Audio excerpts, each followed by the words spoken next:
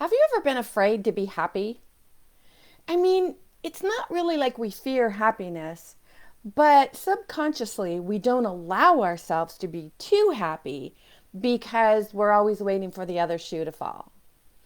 And, when that happens, we're really robbing ourselves of happiness, having more happiness, loving our life, loving who we are, loving what we do, letting other people know how fabulous we are, letting other people know who we are, what we do, and why we're so awesome.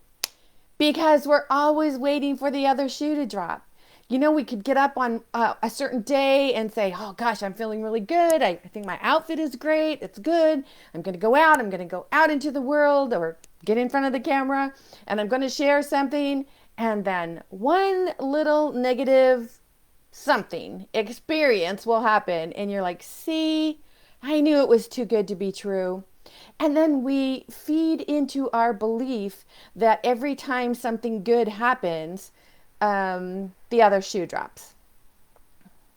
So I can tell you for myself, I used to be so afraid of being happy.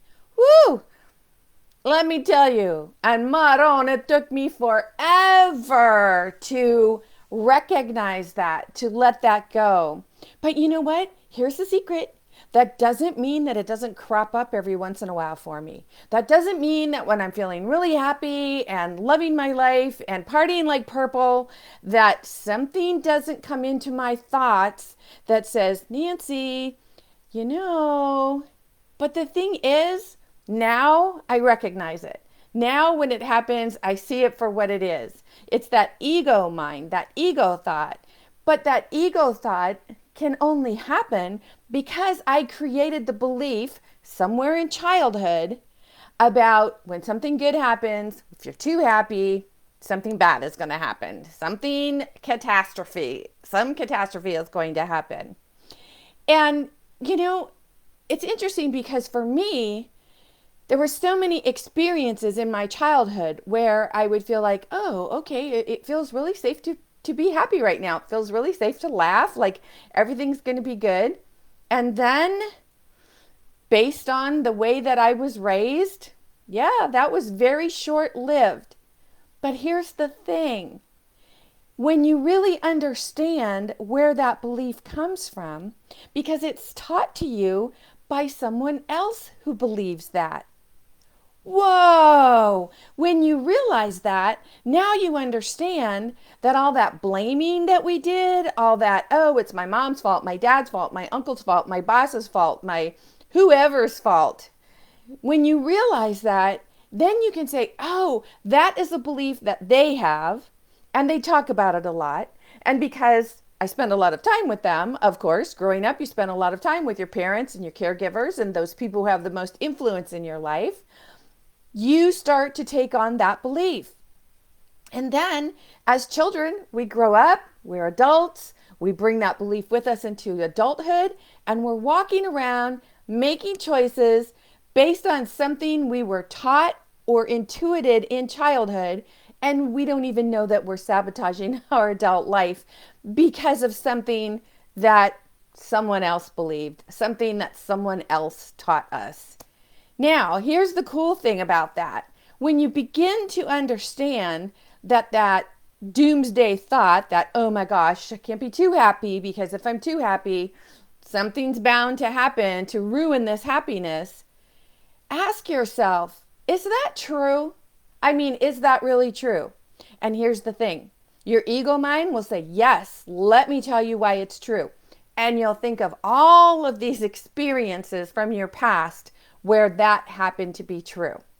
And then, of course, you'll say to yourself, oh, well, see, there's proof. That's the proof of it. So I should go on believing this. But here's the rub. All of those experiences in your past were created either by someone else or because you were dwelling on it and thinking about it so much and putting so much energy into it and so much feeling into it. Remember, your feelings are driving the bus of your life, that you would draw experiences to you to prove yourself right. So if you can prove to yourself that being happy means something negative is going to happen, you also have the power to prove to yourself that being happy means you can be more happy. Here's the thing. The choice is yours. I'm always saying life is all about choices. What do you choose to believe? Now, you might be listening to this and saying, oh, Nancy, it's not that simple. I can't just believe something different and tell myself it's different. And here's my question. Why? Why? How long do you need to hold on to a negative thought? Go back and look at the previous videos. I did a video exactly on that topic. How long should you hold on to a negative thought? Because if you have negative thoughts about why you cannot be happy, then you have the power to do that, right? Doesn't it only make sense that you also have the power to think a positive thought? To think, hey, you know what? I feel really happy. And then start asking yourself, how can I have more happy? How can I bring more happy into my life? And here's something that you can do to bring more happy into your life. Make a happy list. Sit down and write all of the things that really truly make you happy. And this might be difficult for some people because so many of us aren't taught to concentrate on the positive, we're taught to concentrate on the negative. But make a list about what truly makes you happy. And then if you really want to give that list power, everything that's on your list, stop and ask yourself, why does that make me happy? Because when you ask, why does that make me happy?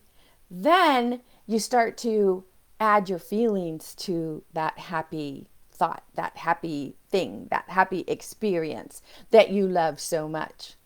And remember, again, your feelings are driving the bus of your life. So when you can determine what makes you happy, add a feeling of why it makes you so happy, you will be unstoppable. If this is something that you would like to do more of, I invite you to check out masteringyourbeliefs.com. Check out the site, spend a little time, see what calls to you. And if you have any questions, remember, ask your sensei. In the meantime, this is Nancy Muller, the one and only Life Sensei, saying ciao for now.